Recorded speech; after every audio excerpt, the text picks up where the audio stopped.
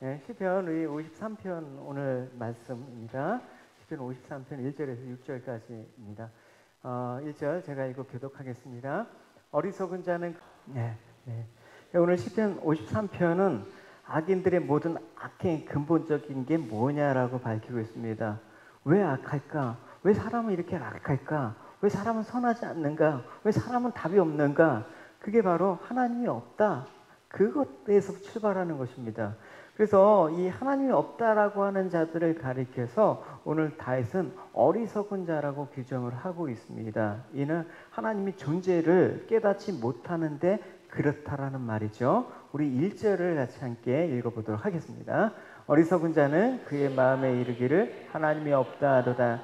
그들은 부패하여 가증한 악을 행하며 선을 행하는 자가 없도다. 어리석은 자는 하나님이 없다라고 얘기를 한대요. 그래서 어리석은 자에 대해서 시편은 이렇게 얘기하고 있습니다. 악인은 그의 교만한 얼굴로 말하기를 하나님께서 이를 감찰하지 아니하신다 하며 그의 모든 사상에는 하나님이 없다라고 얘기를 하고, 그의 모든 사상, 그의 생각과 마음에는 하나님이 없다. 그러니까 어리석은 자가 하나님이 없다, 악인이 하나님이 없다. 그러면 어리석은 자는 곧 뭐다? 악인이라고 얘기를 할 수가 있는 것이죠. 그래서 어리석은 자, 악인의 특징은 하나님이 없다라고 하는 데 있다라는 것입니다. 그러면 악인이 어리석다고 한 것은 뭡니까? 하나님이 계신데도 없다라고 하기 때문에 그렇습니다. 여러분, 그러니까 원래 없는 걸 없다고 하면 똑똑한 거죠. 그죠? 맞는 얘기죠. 근데 있는데 없다고 하면 어리석은 거 아닙니까? 틀리는데 맞다고 하면 어리석은 거 아닙니까? 맞는데 틀렸다고 하면 어리석은 거 아닙니까? 그러니까 하나님이 분명히 살아 계심에도 불구하고 없다. 그러니까 그게 어리석은 자다. 곧 그 어리석은 자는 악인이다 라고 우리가 알 수가 있는 것입니다. 그러면 여러분 한번 생각해 봅시다. 그럼 하나님이 있다. 그러면 지혜로운 것입니까? 지혜로운 거죠. 어리석지 않죠. 물론 그렇죠. 그래서 우리가 교회를 다니고 또 신앙 고백을 하고 하나님이 있다라고 하는 모임을 우리가 교회라고 얘기하는 것입니다. 근데 생각을 해보십시오. 하나님이 있다고 말을 했다고 해서 진심으로 그 마음, 여기 사상이라고 얘기하고 있습니다. 우리 생각과 마음 가운데 하나님이 살아계심을 믿는 자냐? 그거는 좀 생각해 봐야 될 문제입니다. 왜냐하면 교회를 다니기 때문에 하나님이 있다라고 말하는 것은 사실 얼마든지 할 수 있기 때문에 그래요. 하나님은 없다라고 얘기하지는 않는데 그 마음과 사상 가운데 과연 하나님이 계시느냐? 그게 문제죠. 그래서 1절에서 말하려고 하는 것은 어리석은 자는 그의 마음에, 입으로는 얼마든지 얘기하고 있는데 그 마음에는 하나님이 없다라고 하는 거래요. 그러니까 마음이 없다라고. 하나님 마음이 없다라는 것은 결국 뭐냐? 하나님이 우리 안에서 살아계시고 우리 안에 성전으로 계시다면, 하나님 우리를 통치하신다 그러면 하나님이 다스림으로 우리 인생을 내놓는 사람이 바로 지혜로운 자라고 얘기할 수가 있는데, 그 하나님의 다스림을 인정하지 않는 사람이 되는 것입니다. 그래서 여기서 어리석은 자라는 이 히브리어 나발이라는 거는, 어리석다라는 그 말은 이게 단순히 어떤 지능 지수가 낮거나 지식이 부족해서 하나님이 없다, 모른다 이렇게 얘기하는 게 아니라 영적으로, 정서적으로 이게 판단력이 부족해서 하나님과 이게 바른 관계를 갖지 못하는 상태를 어리석은 자라고 얘기를 하고 있습니다. 그러니까 하나님 앞에서 교만방자하고 자신의 뜻대로 행동하는 것을 어리석은 자, 악인 이렇게 얘기할 수가 있는 것입니다. 원래 인간은 하나님이 창조하실 때부터 우리의 뜻대로 살아갈 자로 지음받지 않았습니다. 우리의 인격과 우리의 마음들을 존중해 주시지만, 그렇다고 하나님 없이, 하나님이 없는 자로 우리 뜻대로 살아가라고 얘기하신 적은 없습니다.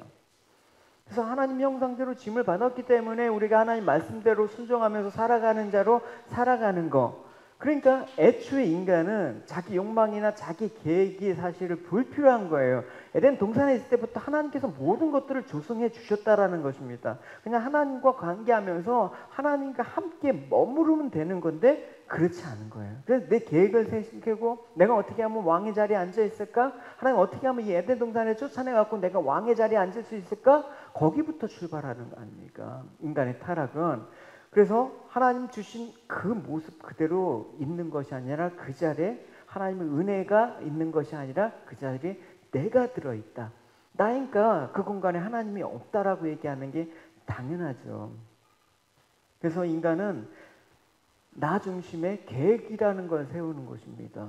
기생충에 보면 너는 다 알아. 너는 계획이 있구나. 그 계획이 결국은 어떻게 일가족을 다 그렇게 몰살로 가지 않습니까? 그 계획이 잘못된 거구나. 이렇게 얘기했으면 송강호가 참 지혜로 나와졌는데 계획이 있구나 하면서 가족이 그 사기에 동참을 해. 그러니까 여러분 자신을 바라보면서 자신을 위해서 살아가는 것, 그것이 하나님을 찾는 것이 아니라 자기에게 힘이 되고 도움되는 것을 찾으려고 하는 인간의 이 본능적인 이 상태를 죄인의 상태라고 얘기하는 것입니다. 그래서 마음으로는 하나님 없이 살아가는 것, 하나님 없이 살아가는 세상의 형편이 바로 이렇다라고 얘기를 하고 있습니다. 2절과 3절을 같이 읽어보도록 하겠습니다. 하나님이 하늘에서 인생을 굽어 살피사 지각이 있는 자와 하나님을 찾는 자가 있는가 보려 하신즉 각기 물러나 함께 더러운 자가 되고 선을 행하는 자가 없으니 한 사람도 없다. 모든 인간이 하나님을 찾지 않는다. 모두 다 더러운 자가 되고 선을 행하는 사람이 없다라는 것입니다. 그러니까 선이라는 것은 하나님을 찾고 하나님을 섬기는 자 아닙니까? 하나님을 경외하는 것이 지혜의 근본이라고도 얘기하는 이유가 그런 것입니다. 찾지 않으니까 지혜가 없는 거고 지혜가 없으니까 어리석은 자고 어리석은 자니까 악인이 되는 거예요. 그래서 인생 가운데 하나님이 찾아보는 것. 과연 지혜 있는 자가 누구냐? 근데 왜 인생들은 스스로 하나님을 찾지 않는 거냐? 사실 정확하게 말하면 찾지 않는 게 아니라 찾지 못하는 거라고 얘기가 할 수가 있는 것입니다. 왜냐하면 지각이 있는 자를 찾아보신다라고 얘기했거든요. 그러니까 지각이 없기 때문에 하나님을 알지 못하는 거예요. 우리가 눈에 안 보인다고 해서, 우리가 들리지 않는다고 해서, 뭔가 어떤 구체적인 어떤 현상들이 내가 느끼지 못한다고 해서 하나님이 없다라고 단정 지으면 바로 내 지각이 없다라는 그런 상태인 것입니다. 인지하지 못하는 것입니다. 그러니까 하나님을 알만한 지각이 우리 인생 가운데는 없다. 찾아보려고 찾아보는데 없다. 그래서 하나님을 찾지 못하는 상태라만 것입니다. 그래서 하나님을 알지 못하도록 본래 우리 인생을 만드실 때 하나님께서 너희들은 절대 알지 못해 숨기셨기 때문에 그런 건 아닙니다. 본래 우리가 인간은 하나님을 아는 지식이 있었습니다. 하나님을 찾고 하나님을 부르며 하나님과 교제할 수 있도록 그렇게 창조하셨습니다. 애초에 창조가 그랬단 말이에요. 근데 인생이 하나님을 알 수 있었던 것은 뭐 때냐? 왜 하나님? 다른 피조물과 달리 하나님의 형상을 그 안에 집어넣으셨기 때문에 인간은 하나님과 교제할 수 있는 유일한 피조물이었습니다. 그러니까 하나님의 형상이라는 그런 사이에서 우리 인생을 하나님을 충분히 찾을 수 있는 상태인데 인간의 타락이 그 하나님을 아는 지식을 빼앗고 말았다라는 것입니다. 그러니까 이 형상이 빼앗겼다라고 얘기를 하는데 사실은 우리 마음 가운데 완전히 상실된 건 아닙니다. 타락한 인간의 형상 가운데 그 잔재라는 거 있지 않습니까? 내가 하나님과 교제했던 그 잔재라는 거를. 그래서 하나님께서 전도서에는 뭐라고 얘기하냐면 그 마음 가운데 너희들 믿는 자나 안 믿는 자나 결국 영원을 사모하는 마음을 주셨대요. 영원. 그죠? 그럼 믿지 않는 자나 믿는 자나 여러분 이제 솔로몬의 이제 마지막 부분을 이제 묵상 가운데 이제 여러분 보시고 있을 겁니다. 여러분 아무리 세상에서 영화를 누렸던 자나 세상에서 아무리 비천을 살았다고 한 자나 결국은 이 땅을 떠나게 되는데 떠나면서 이제 끝났다라고 얘기하는 사람은 없을 겁니다. 그렇죠? 믿지 않는 자라도 하면 좋은 데 갔을 거야 라고 얘기하죠. 그럼 뭐냐? 하나님께서 그 형상의 잔재를 남겨놓기 때문에 영원이라는 그런 잔재를 남겨놓기 때문에 그냥 막연히 어딘가 죽으면 가겠지. 어딘가 좋은 곳이 있겠지. 라는 생각을 갖는단 말입니다. 그러니까 그 영혼을 사모하는 마음 가운데 인간이 갖고 있는 마음이 뭐냐? 바로 종교심이라는 거예요. 그래서 종교가 있는 거예요. 그래서 그 안에는 하나님 형상의 잔재가 있기 때문에. 근데 타락했기 때문에 그 형상은 우리 스스로 복원이 안 되는 거예요. 절대적으로 하나님께서 외부에서 우리의 형상을 회복시키지 않으면 우리 스스로는 자가적으로 그것들을 회복할 수 있는 방법이 없는 거예요. 근데 다른 쪽은 다 자력에 의한 구원이란 말입니다. 내가 열심히 하나님을 찾고 열심히 그 선행을 하고 열심히 그 뭔가를 쌓게 되면 하나님께서 우리에게 구원을 주신다라는 자력 종교인데, 기독교만은 자력 종교가 될 수 없는 거예요. 왜냐? 복음, 우리 파괴된 형상을 다시 창조해야 되는데, 그래서 다시 하나님이 내게 정한 마음을 창조하여 주시옵소서, 그 얘기를 우리가 몇 주 전에 시편에서 나눴을 겁니다. 그래서 하나님에 대한 그 기억, 지식들을 잃어버리는 거예요. 근데 타락한 인생이 완전 잃어버린 게 아니라 문득문득 이런 기억상실증이라고 해도 여러분 완전 잊어버린 게 아니라 부분적으로 이렇게 드문드문 생각이 나요. 그래서 어떤 충격을 받으면 기억이 되돌아오는 경우도 있죠. 그러니까 우리가 마치 하나님, 뭔가 신적인 존재를 뭔가 있는 듯한 그런 느낌을 갖고 살아간단 말입니다. 근데 그 상태에서는 하나님을 안다라고 얘기할 수도 없고 알 수도 없는 것입니다. 왜냐? 그 하나님이 그 영혼이라는 것들을 주셔갖고 하나님의 형상대로 이제 하는데, 인간의 마음은 어떠냐면 하나님의 영광을 썩어질 우상으로 바꾸어 그것이 하나님으로 섬기는 그런 일들을 하기 때문에 그래요. 4절 같이 읽어보겠습니다.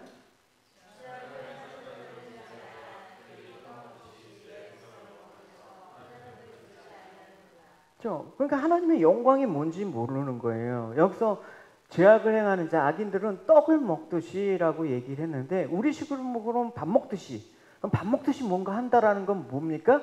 그냥 늘 일상처럼 그것들이 보편적으로 늘 자연스럽게 한다라는 거예요.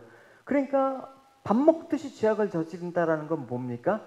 죄악을 저지르는 게 그냥 자연스럽다라는 것입니다. 그냥 꺼리낌도 없고 양심의 가책도 없고 부끄러움을 느끼지 않는 그런 죄악을 행하는 것이 바로 악인들이다. 여러분, 이 말씀에서 로마서 1장의 말씀을 연상할 수가 있어요. 로마서에 보면 또한 그들의 마음에 하나님을 두기를 싫어하며 하나님이 그들을 그 상실한 마음대로 내버려 두사 합당하지 못한 일을 하게 하셨으니 곧 모든 불의, 치와, 탐욕, 악의가 가득한 자요, 시기, 살인, 분쟁, 사기, 악독이 가득한 자요, 수근수근하는 자요, 비방하는 자요, 하나님께 미워하는 자요, 능력하는 자요, 교만한 자요, 자랑하는 자요, 악을 도모하는 자요, 부모를 거역하는 자요, 우매한 자요, 배악하는 자요, 무정한 자요, 무자비한 자라. 그들이 이같이 일을 행하는 것은 사형에 해당한다고 하나님이 정하심을 알고도 안 돼요. 알고도 자기들만 행할 뿐만 아니라 그런 일을 행하는 자들을 옳다라고 얘기하는 것입니다. 그러니까 여러분, 밥 먹듯이 이런 일을 행하는 사람들에게 죄의식이라는 게 조금도 없다라는 것을 우리가 알 수 있는 것이죠. 자신들의 행위가 사형에 해당되는 죄임을 알고도 서슴없이 행하는 것은 물론 그것들이 다른 사람에게도 자신에게도 옳다라고 주장하는 그런 모습이 바로 하나님을 모른다는 악인의 모습이라고 얘기하는 것입니다. 부끄러움을 전혀 찾을 수가 없는 것입니다. 근데 이 악을 행하는 자들의 모습을 어떻게 얘기하고 있습니까? 하나님의 백성을 먹는다라고 얘기하고 있습니다. 이건 뭐냐면 하나님 백성을 핍박한다라는 것입니다. 그냥 밥 먹듯이 일상적으로 하나님 백성들을 괴롭히고 핍박한다라는 것입니다.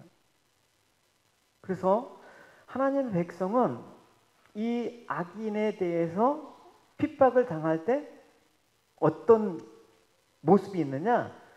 하나님을 찾게 되는 것이죠. 뭐라고요? Save us, save me. 나를 구원해 주십시오 라고 찾게 되는 것이죠. 하나님을 의지하고 구하게 되는 것이죠. 그러니까 여러분, 한마디로 말해서 약자를 뜻하는 거예요. 성경에서 약한 자, 가난한 자, 고아, 가보 다 하나님을 의지할 수밖에 없는 자로 하나님께서 그렇게 얘기를 하시는 거란 말입니다. 힘이 없기 때문에 하나님을 의지할 수밖에 없고 하나님만 찾게 되는 그런 자. 그래서 이 약자들을 괴롭히고 억압하는 이 사람들을 악한 자라고 얘기하고 있고, 또 그것은 하나님이 없다고 하는 무지한 자이기 때문에 그렇다라는 것을 성경은 얘기하고 있습니다. 그러니까 여러분, 하나님 공의로움을 나타내시기 위해서는 이 악을 행하는 세상은 반드시 어떻게 하신다? 심판을 하셔야지만 하나님의 공의가 서는 것입니다. 이 심판은 무엇으로도 막을 수가 없는 거예요. 돈이나 권력이나 과학이나 어떤 사상과 어떤 종교로도 이 하나님의 진노의 심판에서 막을 수 있는 것들은 아무것도 없다라는 것입니다. 근데 이 땅에서 좀만 가졌다고, 좀 힘이 있다고 해서 그것들을 힘으로 여기고 약자를 괴롭히는 것이야말로 세상의 형편이 지금 자기가 어떤지 무지하기 때문에 그런 것입니다. 이것이 무지인 것입니다. 바로 무지의 증거가 뭡니까? 약자를 떡 먹듯이 먹는 것으로 드러나는 것입니다. 특별히 교회를 핍박하고 하나님의 백성들을 모욕하고 하나님의 영광을 폄하하는 그런 무리들을 뜻하는 것입니다. 그죠? 교회가 아무리 이 땅에서 본을 못 보인다고 쳐도 여러분 과연 이 땅에서 그 정도는 아니지 않습니까? 연약하지만 교회는 이 땅의 유일한 소망이라고 우리가 외칠 수 있어야 되지 않습니까? 교회는 유일하신 하나님의 살아계심을 증거하는 곳이라고 외쳐야 되지 않습니까? 그래서 무지한 자들은 힘으로 살아가는 것입니다. 세상이 앞으로 어떻게 될지, 형편이 어떻게 되는지 보지 못하고, 그러니까 하나님을 찾지도 않고 부르지도 않고 느끼지도 못하는 채 그냥 자기가 법이야, 그렇게 살아가는 자를 악인이라는 거예요. 그 악인들이 통치하는 세상을 뭐라고 합니까? 악한 세상이라고 얘기하는 것입니다. 하나님이 세상을 사랑하사 독생자를 주셨으니 할 때 그 세상은 이 세상이 아니에요, 여러분. 그죠? 그 세상이 아니란 말입니다. 그러니까 이런 악한 세상에서 자신의 힘을 지키고 강하면 강할수록 하나님의 마음이 없는 자에게 하나님께서 심판을 어떻게 한다? 나중에 장차 주님께서 오시면 심판하신다. 물론 그때는 완전한 심판이지만 이미 심판은 바로 그 자리에서 선포가 되는 것입니다. 여러분, 자기 힘으로 그렇게 하나님을 찾지 않는 자들이 뭐가 따라오는지 한번 보십시오. 바로 두려움이라는 게 따라와요. 두려움이. 한번 보십시오. 5절 같이 읽어봅시다. 그들이 두려움이 없는 곳에서 크게 두려워하였으니 너를 대항하여 진친 그들의 뼈를 하나님이 흩으심이라. 하나님이 그들을 버리셨으므로 내가 그들에게 수치를 당하게 하셨다. 그러니까 하나님을 모르는 자에게 뭐가 온다? 두려움이 있다는 걸 알 수가 있는 것이죠. 그러니까 두려움은 여러분 어디서 오는 거다? 하나님의 부지에서 오는 거예요. 하나님이 그 마음에 없는 자에게 두려운 마음을 주신다라는 거예요. 그러니까 그 두려움에서 벗어나기 위해서 악착같이 세상이 힘을 일하는 걸 길러보는 거죠. 그 힘이라고 대변되는 게 뭐 여러 가지지 않습니까? 대표적인 게 재물이 될 수 있지만 권력이나 명예나 또 이런 모든 것들이 하나님을 모르기 때문에 그 두려움에서 추구하는 그런 지향적인 어떤 삶의 패턴, 경향, 이런 것들이라고 할 수가 있는 것입니다. 그렇기 때문에 하나님을 두려워하는 자, 모르는 자들은 밤에 발을 뻗고 잠을 잘 이루지 못해요. 요즘 여러분 그렇지 않습니까? 늘 불안해. 어떻게 될지 모르니까. 근데 그래서 왜 살아가는 자에게 잠을 주시느냐? 이걸 악용해갖고 막 예배 시간에 조르는데 물론 이제 긍휼한 마음으로 봐야 되지만 또 그렇게 얘기하면 안 되는 거예요. 그 잠이라는 건 바로 하나님이 계시기 때문에 두려움이 없는 상태를 잠이라고 얘기를 하고 있는 것입니다. 그래서 성도는 죽었을 때 예수님께서 뭐라고 얘기했습니까? 사망이라고 얘기하지 않고 잔다라고 얘기하는 거예요. 그렇죠? 하나님 없는 자들은 죽으면 망하는 거지만 우린 죽으면 복된 거예요. 그게 두려움이 없는 상태이기 때문에 그래요. 그게 평강이죠. 두려움이 없는 상태가 평강이란 말입니다. 여러분 솔로몬의 이름이 뭡니까? 솔로몬의 이름이 평강이에요. 이제 주일날 얘기하고. 그러니까 다윗이 끊임없이 생명의 위험 가운데 잠을 자고 또 생활할 수 있는 그런 안식이 있었던 건 뭡니까? 바로 하나님이 함께 하셨기 때문에 그런 거예요. 환경 때문에 다윗이 잠을 잤다, 평안했다라는 게 아니에요, 여러분. 성경은 다 그렇게 얘기하고 있죠. 그래서 다윗이 내가 평안히 눕기도 자기도 하리니 그 이유는 뭐냐? 내 위험에 벗어난 게 아니라 나를 안전하게 살게 하시는 이는 오직 여호와시기 때문에, 하나님을 의지하기 때문에, 하나님 내가 항상 내 마음 가운데 항상 같이 가기 때문에, 내가 사망의 음침한 골짜기를 다닐지라도 안 다닌다는 게 아니라 다닐지라도예요. 그렇죠? 그렇기 때문에 항상 목자를 의존하기 때문에 어딘가 그 티벳인가 거기에 이제 목자들은 실제적으로 양들을 방목할 때 그냥 안전한 곳에만 이렇게 가서 양떼들을 하지 않는데요. 풀이 있는 곳인데 그곳은 절벽 가운데 있는 풀 같은 데 몰고 간대요. 왜냐 양들이 막 두려움에서 막 하면서 그 풀을 먹으면서 뭘 배우느냐? 목자에 대한 신뢰. 근데 그 양들은 강하대요. 그러니까 나중에 막 어떤 뭐 어려운 환경 가운데 있더라도 그 양은 목자를 신뢰하면서 이렇게 잘 따라온대. 근데 평안히만 있다가 이렇게 풀만 뜯어먹던 양은 어려운 환경이 나오면 다 죽는단 말이에요. 그 얘기를 들었어요. 그러니까 여러분 우리를 사망의 음침한 골짜기를 다닐지라도 주님께서 나를 푸른 초장으로 인도하신다는 그 주님을 의지할 때 잠을 잘 수 있다라는 거예요. 평안을 느낄 수 있다라는 것입니다. 이 평안의 핵심은 뭐냐? 바로 하나님과 동행, 하나님의 임재, 그 상태를 뜻하는 것입니다. 만약 다윗이 마음이 막 늘 소심해서 매일매일 도망자 신세로 그렇게 불안해했다 그러면 다윗이 여러분 스트레스나 노이로제에 걸려서 죽었을 겁니다. 다윗은 하나님이 주신 평강을 충분히 누렸습니다. 그 마음 가운데 하나님이 나의 목자가 되시면 솔로몬의 아들, 다윗의 아들 솔로몬도 아버지와 같은 고백을 해요. 시편 127편이 바로 솔로몬의 시예요. 네, 시편에 많지는 않지만 읽어보세요. 너희가 일찍이 일어나고 늦게 누우면 수고의 떡을 먹으면 헛되도다. 그러므로 여호와께서 그를 사랑하는 자에게 잠을 주도다. 이게 솔로몬의 시인데 어느 때 그 표제가 있냐면 성전에 올라가면서 하는 노래 표제가 그렇게 붙었어요. 성전에 올라가면서 왜 잠을 자요? 예배 시간에 잠을 자라는 얘기가 아니라 하나님이 임재가 느낄 때, 내 마음의 성령의 전인 하나님께서 임재를 느낄 때 잠이 온다, 평안이 온다라는 거예요. 그래서 솔로몬이 성전을 짓고 나서 봉헌을 하고 했을 때 하나님의 임재 가운데 영광을 느꼈을 때 평강, 솔로몬이 평강이라는 걸 맛보게 된단 말입니다. 근데 그 평강이 오래 못 가요. 왜 못 갑니까? 그 평강은 그 마음 가운데 하나님이 이제 계시지 않았을 때.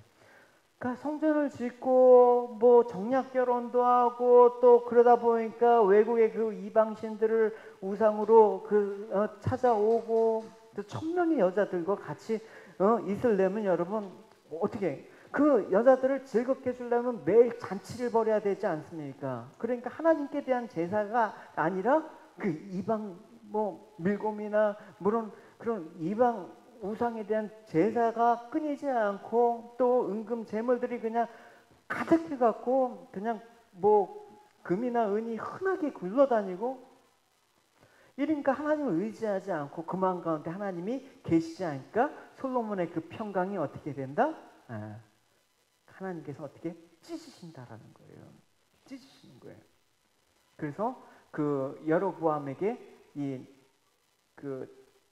옷을 찢는 그런 어떤 것을 보여주시고 이스라엘을 북쪽에 10개 지파, 남쪽에 2개 지파로 갈르시잖아요.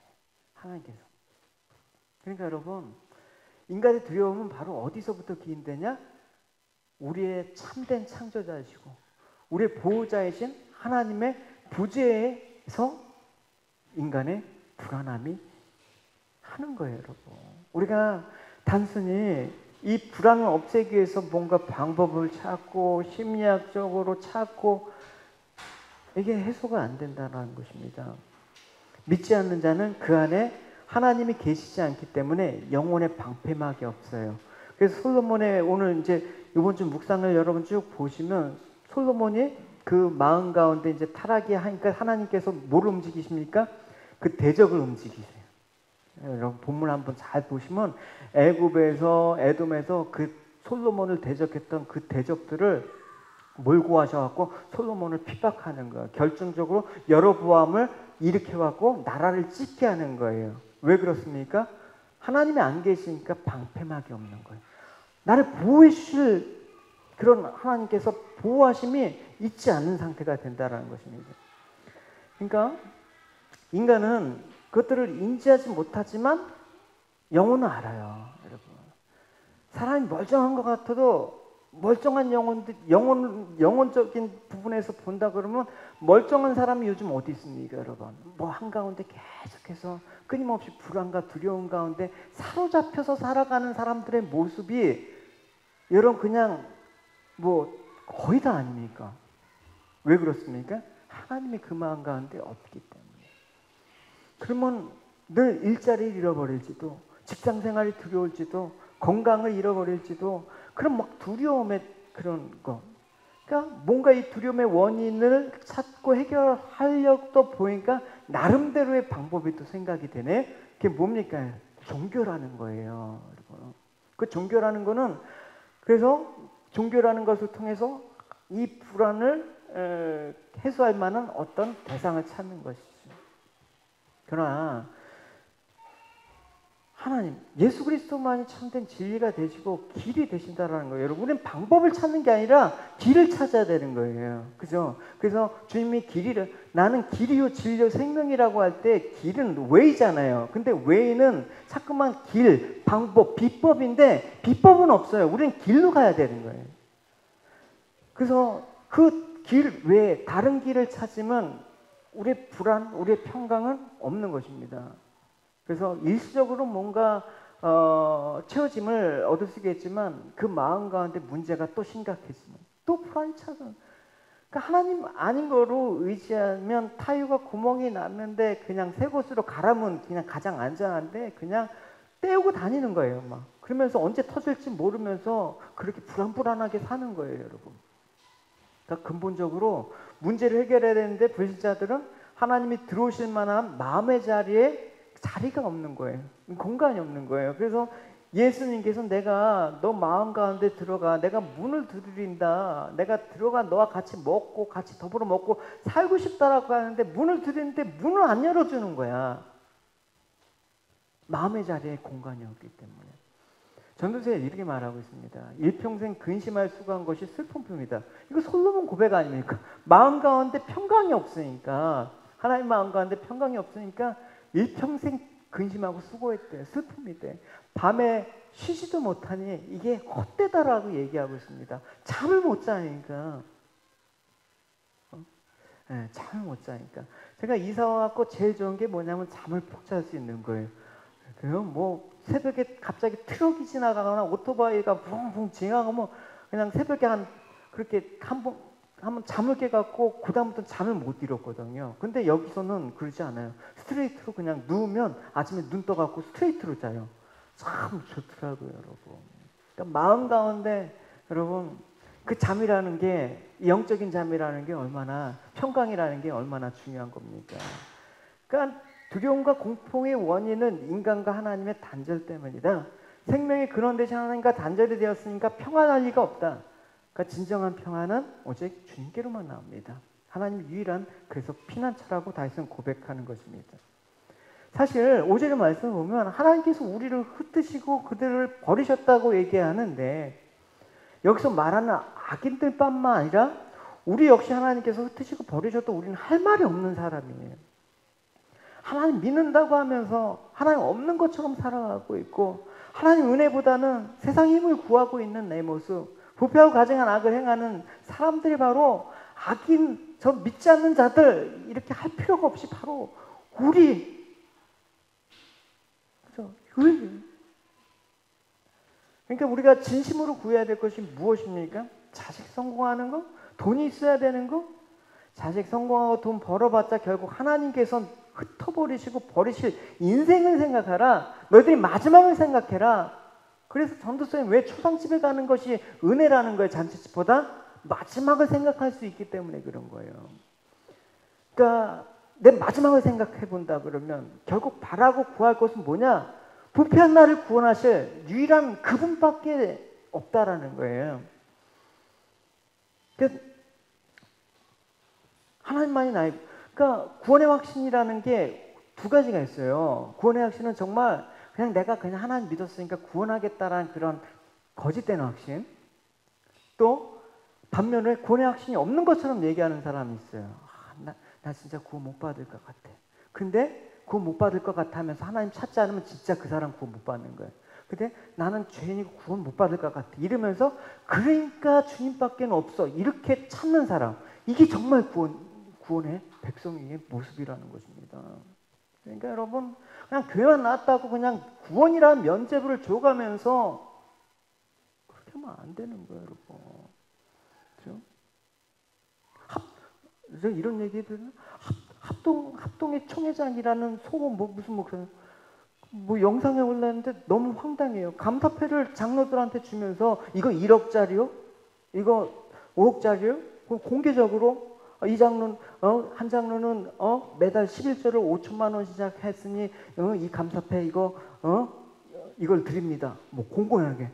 또 아마 헌금 액수가 좀 적으니까 다음에 이거 하나 1억짜리니까 거기 맞춰서 헌금 열심히 드리셔.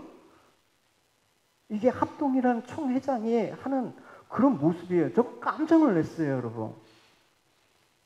부패도 이렇게 부패할 수가 있나? 그래서 뭐 세상만 부패했다고 얘기할 필요도 없어요, 여러분. 교회 우리 자신도 아니 나만 보더라도 부패한 이 본질적인 이 사망의 몸을 벗어날 길이 참 없단 말입니다. 그럴 때 주님을 찾는 자가 정말 복된 자예요.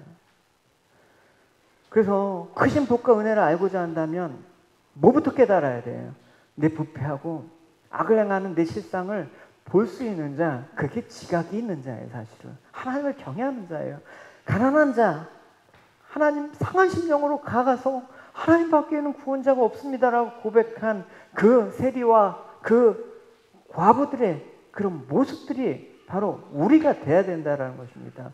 그래서 왜 십자가로 나가지 않으면 안 되는가를 깊이 깨달은 자가 구원의 백성이죠. 그러니까 하나님 앞에서 선을 행하는 것은 십자가를 높이고 하나님만이 나의 이 사망, 나의 이 본질적으로 악한 이 자리에서 나를 끄집어내실 수 있다라는 그거를 고백하기 때문에 그런 것입니다. 세상에는 선을 행하는 사람이 없습니다. 아무리 착하다고 해도 그리스도 안에서 밖에는 선함이 존재하지가 않습니다.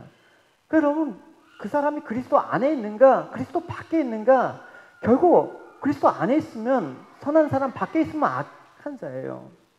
여러분들에게 그런 선이 있길 바랍니다. 할렐루야. 하나님은 그리스도의 은혜를 깨닫지 못한 악인에게 어떻게 한다고 얘기하고 있습니까?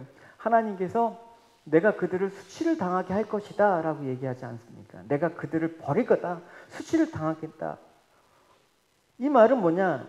지금 악인들이 하나님 백성을 막 밥 먹듯이 괴롭힌단 말이야. 떡 먹듯이. 그러면 계획이라는 걸 세웠단 말입니다. 악한 계획을 세워갖고 저 하나님 백성들을, 저 교회를 핍박하자. 근데 하나님께서 그 수치를 당하게 하신다는 말은 뭐냐면 하나님께서 그 계획을 실행하지 못하도록 차단해 버리신다라는 것입니다. 왜? 그 마음과 모든 계획이 악하기 때문에. 그래서 어떤 가운데 하나님께서는 교회를 보호하십니다. 할렐루야. 여러분들이 하나님의 성전이라면 어떤 환난과 핍박 가운데도 하나님은 교회를 지키실 것입니다. 할렐루야. 그 마음들이 있어야지 우리는 담대하게 하나님의 승리와 하나님의 영광을 이 땅 가운데 드러내고 선포하고 나타낼 수가 있는 거 아닙니까? 그래서 우리는 계획이 선하지 않습니다. 근데 하나님 왜 우리를 구원하셨나요? 하나님께서 분명히 얘기하지 않았습니까? 하나님께서는 아까 1절과 3절에서도 선행하는 자가 하나도 없지 않다고 얘기하지 않았습니까? 그러면 악인의 계획과 다를 바가 없는 우리들은 왜 구원하셨습니까?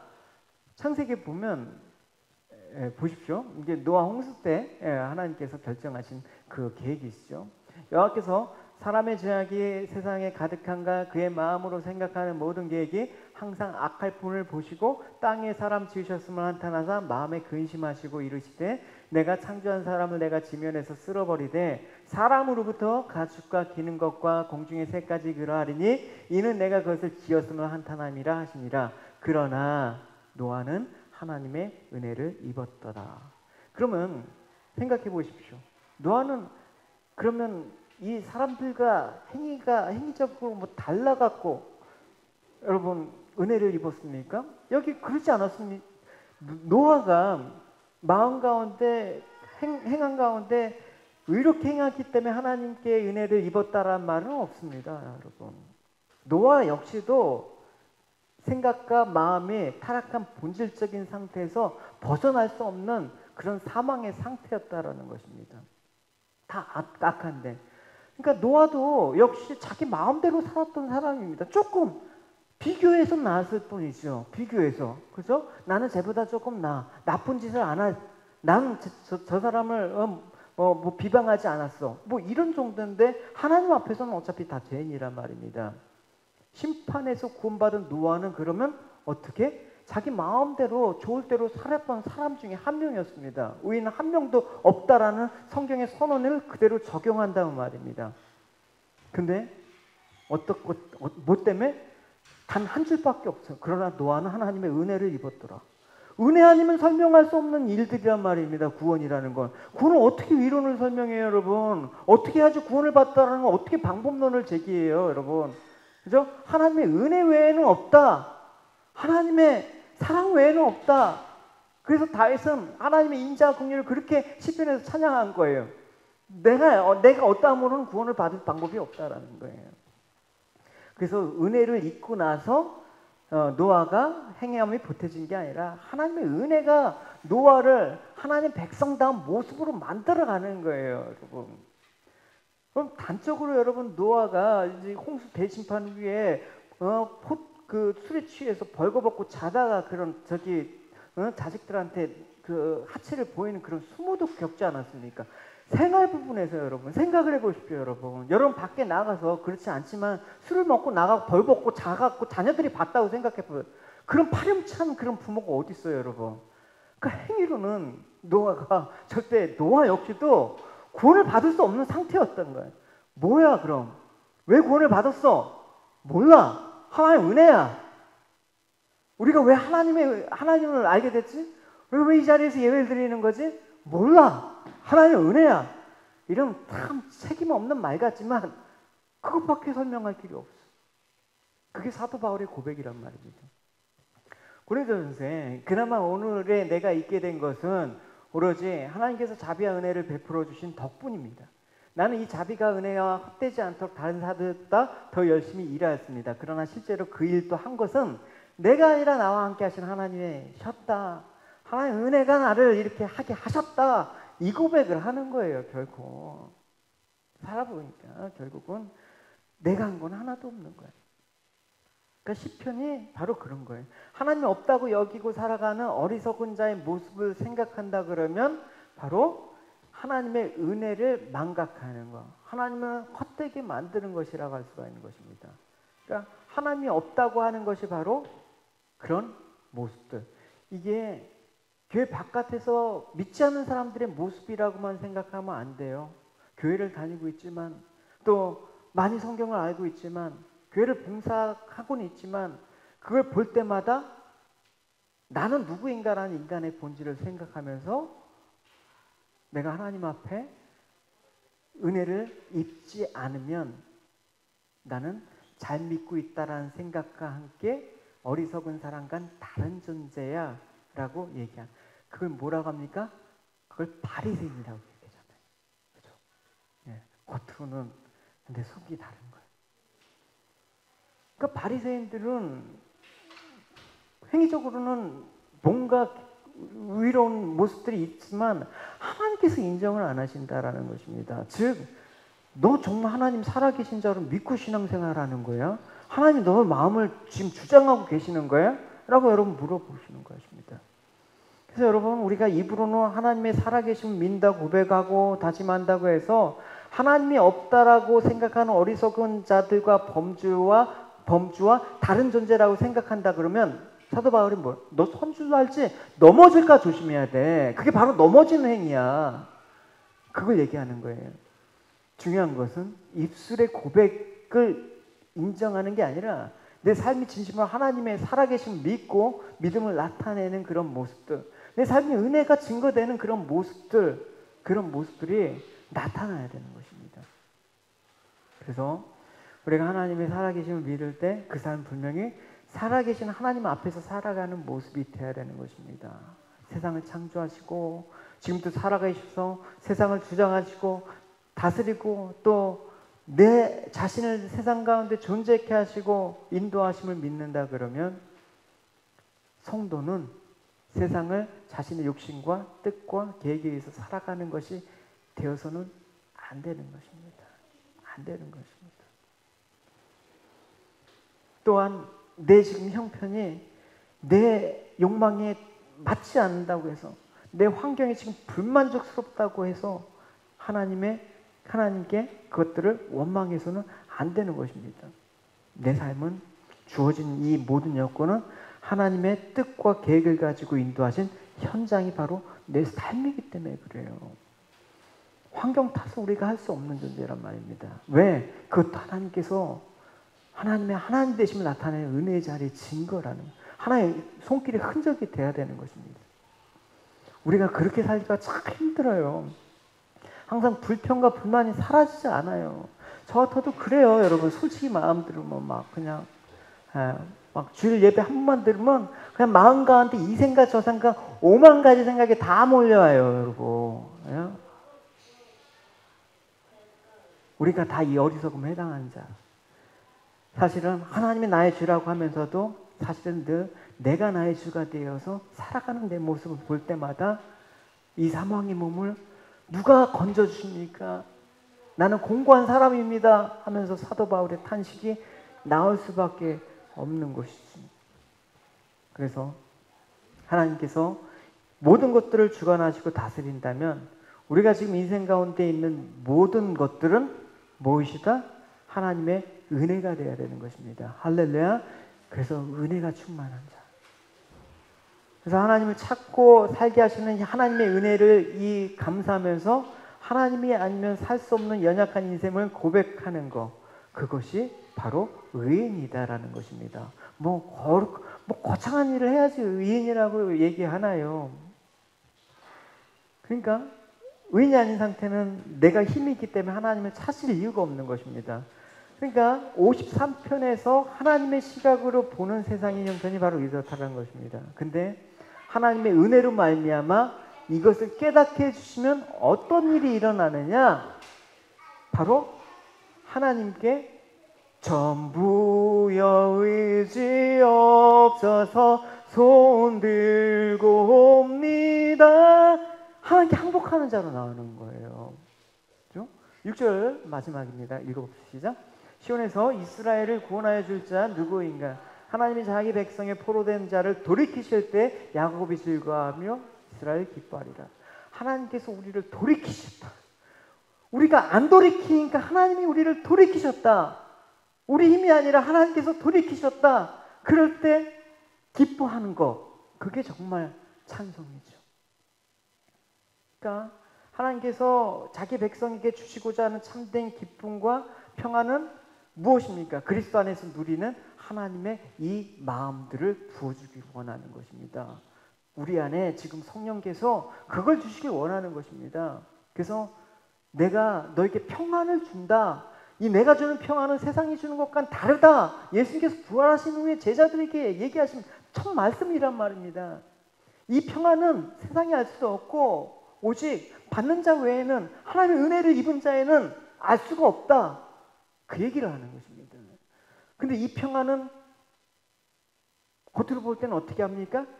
죽음에서 주어지는 평안이에요. 그리스도 십자가 안에서 내가 죽어야지만 비로소 평안이 찾아오기 때문에 세상 바깥에서 십자가를 봤을 땐 그것이 미련한 것이고 그게 말도 안 되는 것이고 그게 하나님의 저주처럼 여겨진단 말입니다.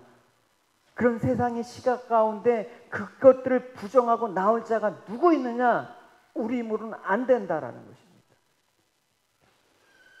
그래서 세상에 일어나는 모든 일을 통해서 우리에게 사건과 사고들을 주고 환난을 주고 잠시의 재앙을 주시죠. 왜 그럽니까?